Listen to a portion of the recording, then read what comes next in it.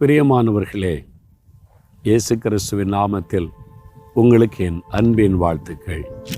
காலைதோறும் அவருடைய கிருபை புதிதாயிருக்கிறது. நாள்தோறும் அவர் நமக்கு புது கிருபைகளை தருகிற தேவன்.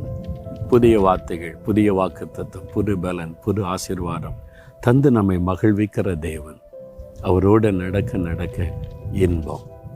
இன்றைக்கு கூட 46ஆம் சங்கீதம் 11வது வசனம் பாருங்க. சேனைகளின் கர்த்தர் நம்மோடு இருக்கிறார், யாக்கோபின் தேவன் நமக்கு உயர்ந்த அடைக்கலமானவர். தேவன் எப்படிப்பட்டவர் தெரியுமா? சேனைகளின் கர்த்தராம். சாத்தானுடைய சேனை, வானமண்டலத்தில் கிரியை செய்கிற பிசாசின் சேனை இந்த வேதத்தில் எழுதப்ப. சேனைன்னா என்னது? திரள் கூட்டம், இல்லை பெரும் கூட்டம். சாத்தான் அவ்வளோ கூட்டமாக இருக்கிறான்.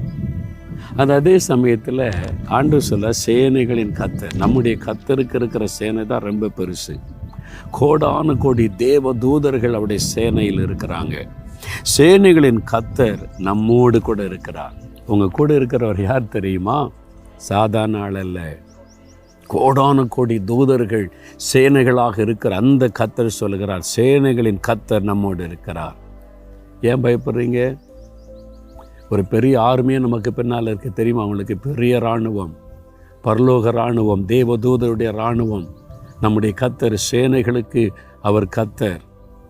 அப்போ அவர் நம்ம கூட இருந்தால் அந்த ஆர்மி, அந்த ஹெவன்லி ஆர்மி, பரலோக சேனை நம் பட்சத்தில் இருக்கிறார். யார் தொட முடியும்?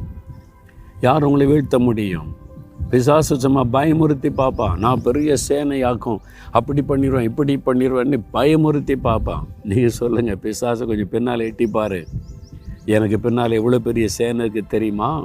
என் கர்த்தர் சேனைகளின் கர்த்தர். உன்னை விட பல மடங்கு கோடான கோடி தூதர்கள் என் சேனையில், எங்கள் கர்த்தருடைய சேனையில் இருக்கிறாங்க. அவங்க சூழ பாளையம் இறங்குவாங்க என்னை பாதுகாக்க. தைரியமாக சொல்லுங்கள், பயப்படாதுங்க.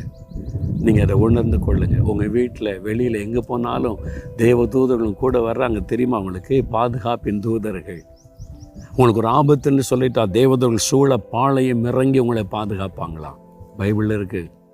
அவர் உங்களை பாதுகாப்பார். ஒன்றுக்கும் பயப்படாதங்க. சூழ்நிலை கண்டு கலங்காதங்க. கர்த்தர் தம்முடைய தூதர்களுக்கு உங்கள் நிமித்தம் கட்டளை இடுவார். அவர் பெரிய சேனை, சேனைகளின் கர்த்தர் நம்மோடு இருக்கிறார். தைரியமாக சொல்லுங்கள், என் கர்த்தர் சேனைகளின் கர்த்தர். என்னை பாதுகாக்க ஒரு பெரிய சேனை வைத்திருக்கிறார். சாத்தான் என்னை தொட முடியாது, ஒரு தீங்கம் என்னை அணுக முடியாது, ஒரு பிசாசுடைய திட்டமும் என் காரியத்தில் பலிக்காது. சேனைகளின் கர்த்தர் என்னோடு இருக்கிறார். தைரியமாக சொல்லுங்கள். சொல்லுவீங்களா? என் ஊழிய பாதையில் எத்தனையோ எதிர்ப்புகள், நிந்தைகள், நெருக்கங்கள், பயமுறுத்தல்களை நான் சந்திச்சிருக்கிறேன். ஆனால் முடங்கி விடவில்லை, பயந்து முடங்கி விடவில்லை. நான் சொல்லணும், என் கர்த்தர் பெரியவர், அவர் சேனைகளின் கர்த்தர். எனக்கு ஒரு சேனை வைத்திருக்கிறார். யார் என்னை தொட முடியும்? தைரியமாக சொல்லுங்கள், பயப்படாதுங்க.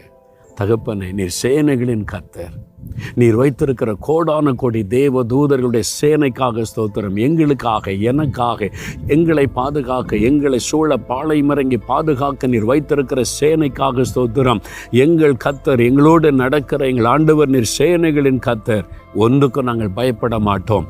சாத்தானுடைய பயமுறுத்தல்களை கண்டு கலங்க மாட்டோம். சாத்தானுடைய சேனைகளை மட்டங்கடிக்கிற பலத்தை சேனை எங்களோடு இருக்கிறதற்காக ஸ்தோத்திரம், ஸ்தோத்திரம், ஸ்தோத்திரம். இயேசு கிறிஸ்துவின் நாமத்தில் ஜெயம் எடுக்கிறோம் பிதாவே. ஆமென்.